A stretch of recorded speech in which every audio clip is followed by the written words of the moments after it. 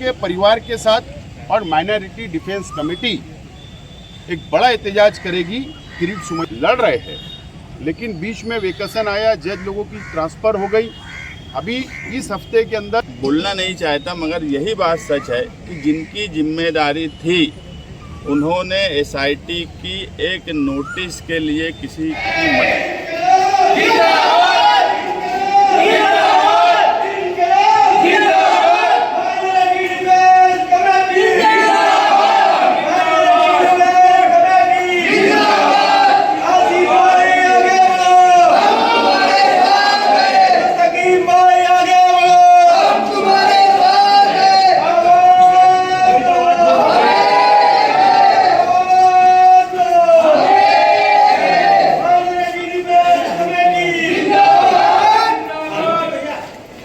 किरीट सुमैया बार बार आते हैं, आपने आज क्या विरोध किया? कारपोरेशन भी गए थे आप। किरीट सुमैया बार बार शहर आ रहे हैं 6 महीनों से, और प्रशासन पर, चाहे वो महानगर पालिका आयुक्त हो, चाहे हेल्थ ऑफिसर हो, चाहे महसूल डिपार्टमेंट हो, तहसीलदार हो या पुलिस डिपार्टमेंट हो, वो एक सियासी पार्टी के नुमाइंदे हैं, माजी खासदार है, और उन्हीं के डिमांड के ऊपर एसआईटी बनी है। और वो दबाव बनाने के लिए आते हैं और दबाव बनाकर कुछ गलत करवाना चाहते हैं, तो कुछ गलत ना हो।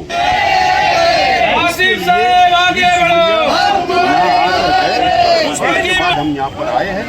कमिश्नर साहब, एसपी साहब से हमने बात की है, और जो हमारी बातचीत हुई है, प्रशासन ने हमको यकीन दिलाया है गलत नहीं करेंगे। लेकिन किरीट सुमैया की जो दादागिरी है, जो गुंडागर्दी हो रही है, अब ये शहर बर्दाश्त नहीं करेगी। शहर का इम्तिहान किरीट सुमैया ना ले, इसके लिए 14 तारीख को बरोज पीर सोमवार को एडिशनल कलेक्टर ऑफिस के बाहर माइनॉरिटी डिफेंस कमेटी का एहतजाजी धरना होगा। जो लोग जेल में हैं उनके परिवार के साथ, जो लोगों को नोटिसें गई है एसआईटी की तरफ से, उन लोगों के परिवार के साथ और माइनॉरिटी डिफेंस कमेटी एक बड़ा एहतजाज करेगी किरीट सुमैया के खिलाफ। और जो गलत करवाना चाहते हैं और बाकी जो हमारे डिमांड्स होंगे वो उसी वक्त आप लोगों को बताई जाएगी, लेकिन एक बड़ा एहतजाज हमने तय किया है। आप भी आम आदमी है, आता है प्रशासन को दबाव बना के चले आता है, उसके बाद जो गुना दाखिल होता है और आरोपी उठाते हैं, डिफेंस कमेटी रोज ये वो से दफा कर रही है, तो आप आज के बाद से अगला कदम क्या रहेगा? एसआईटी को बने 6 महीना हो गया, 10 जुलाई को मुकम्मल हो जाने वाला है। इस बीच में हज़ारों लोगों को नोटिस दी गई, सैकड़ों लोग जेल में हैं, उसमें शहर की औरतें भी जेल में हैं। माइनॉरिटी की लीगल टीम जो है वो कोशिश कर रही है, मगर आप देखेंगे सरकारी वकील जो है, सरकारी वकील हमेशा फैक्ट पे बात करता है, जो है उस पर बात करता, मगर सरकारी वकील सियासी बात करते हैं, कोर्ट के अंदर भी और कोर्ट के बाहर भी। और किरीट सुमैया भी मुसलसल सियासी तौर पर प्रेशर कर रहे हैं, सियासी तौर पर मालेगांव शहर को और यहाँ की माइनॉरिटीज़ खास तौर से मुसलमानों को तकलीफ़ देने का काम कर रहे हैं। और हमने ये तय किया कि अब कहीं ना कहीं तहरीक की तरफ जाना चाहिए। 6 महीना हो गया, कोई बांग्लादेशी, कोई रोहिंग्या, कोई पाकिस्तानी नहीं मिला। हम कल भी यही बोलते थे कि एसआईटी की जब रिपोर्ट आएंगी, दूध का दूध और पानी का पानी हो जाएगा। अगर वक्त पे एसआईटी की रिपोर्ट आ गई तो आप ये बात मानना कि ये इसमें कुछ नहीं मिला। अगर वक्त बढ़ाया गया तो क्यों बढ़ाया गया, ये समझने का सवाल है। इसीलिए अभी आसिफ शेख साहब ने कहा कि एक बड़ा एहतजाज होने वाला है 14 जुलाई को पीर के दिन सुबह 11 बजे, जिसमें शहर के मर्द और ख्वातीन की बड़ी तादाद रहेंगी।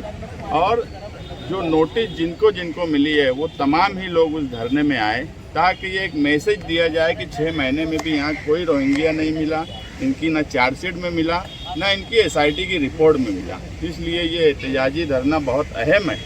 और कहीं ना कहीं जो सरकार को जो करना चाहिए वो सियासी तौर पर किया जा रहा है, उसका जवाब होगा। एसआईटी की टीम ने चार्जशीट के अंदर भी दाखिल किया कोई बांग्लादेशी और कोई रोहिंग्याई नहीं है, उसके बाद भी एफआईआर का सिलसिला शुरू है।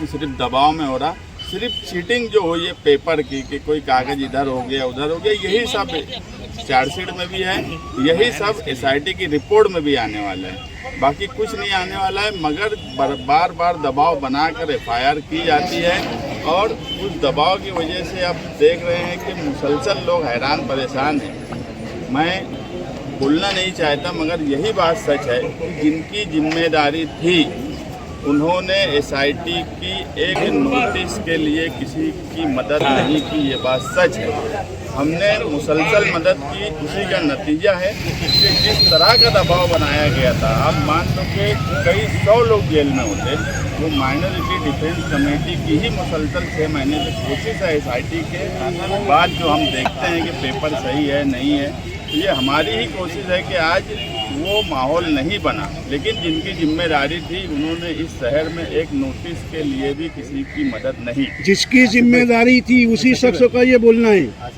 आपने सुनो, क्या लगाई बुझाई भी आप ही की है। फालतू बात है, फालतू बात का जवाब भी नहीं देने का। मालेगांव महानगर पालिका किसी दबाव में ना आए, लेकिन जब भी पेड़ सुमिया आते हैं महानगर पालिका दबाव में आ जाती है और किला पुलिस स्टेशन की एफआईआर दबाव का ही नतीजा है। एक बात समझ लो, जो किला पुलिस स्टेशन की एफआईआर हुई है वो तहसीलदार ऑफिस बोलता है कि जो दाखिले यहाँ से गए, जवाब गया, वो हमारी दस्तखत नहीं है। कमिश्नर कॉरपोरेशन ये बोलती है कि ये तहसीलदार से आया हुआ जवाब है। तो हम जो धरना दे रहे हैं, मैंने फिर कहा कि धरने के अंदर जो हमारा मेमोरेंडम बनेगा, हमारी डिमांड यही होगी कि वो सिग्नेचर की फॉरेंसिक जांच करवा लें। दूध का दूध और पानी का पानी हो जाएगा। तो ये एक दूसरे के ऊपर ये ढकेल रहे हैं, तो हम भी यही डिमांड करने वाले हैं और कानूनी रास्ते में तो हमारे पास है।